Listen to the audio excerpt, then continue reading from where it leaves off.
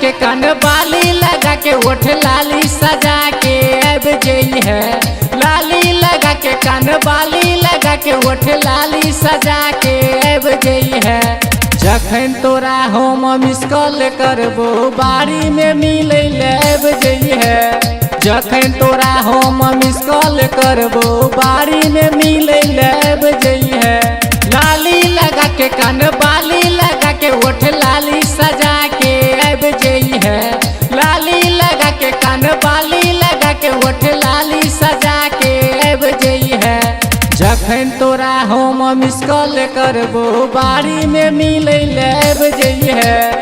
जखन तोरा हम मिस कॉल करबो बारी में मिले अब जई है।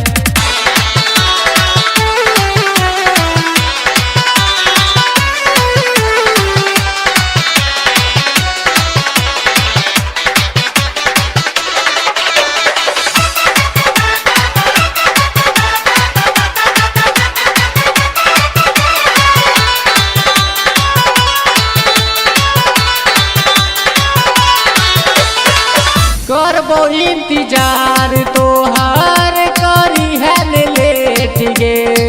लागल या मन हमार अब ते करी है भेट गे। अब ते करी है भेट गे। करबो इंतजार तोहार करी है लेट गे। कहिया से लागल या मन अब के करी है भेट गे। बंद के लाइन के मुँह अपन बन के प्यार के बेल पूरी पैब जई है।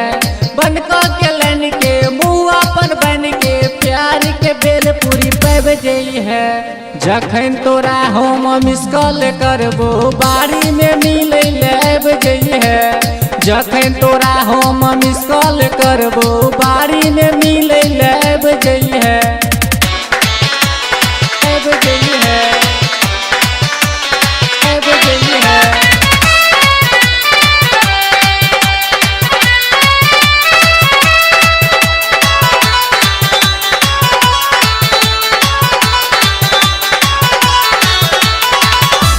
के पूरा मेकअप आई है अपना तू बारी में।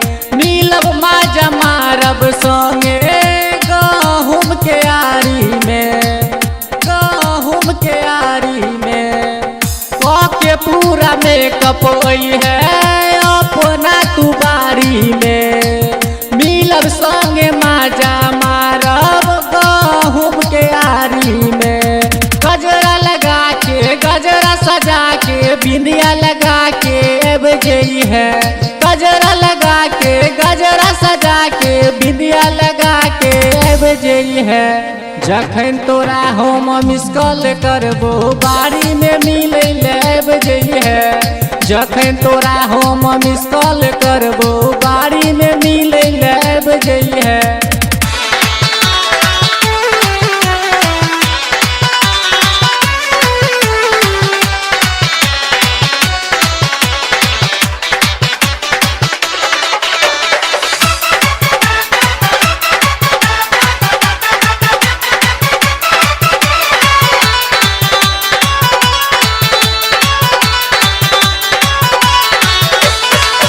मम्मी पापा के सुता के आई है अपने उठ गे।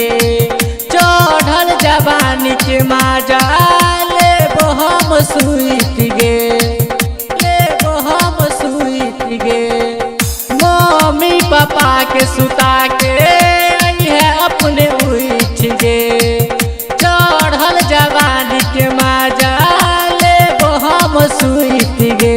दीपक दीवाना मलंगिया वाला सोंगे गाना गब जई है।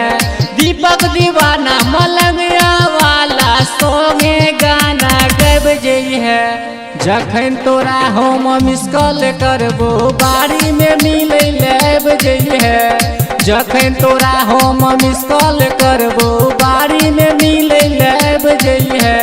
जखन तोरा हम मिस कॉल करबो बाड़ी में मिले लेब जइहे। जखन तोरा हम मिस कॉल करबो बाड़ी में मिले लेब जइहे। नए गायक कलाकार अपना ऑडियो वीडियो बनवाने के लिए डायरेक्ट संपर्क करें मां कंकाली म्यूजिक सहरसा। हमारा मोबाइल नंबर है 82 98 29 59 57। हमारा दूसरा नंबर है 90 65 36 74 85।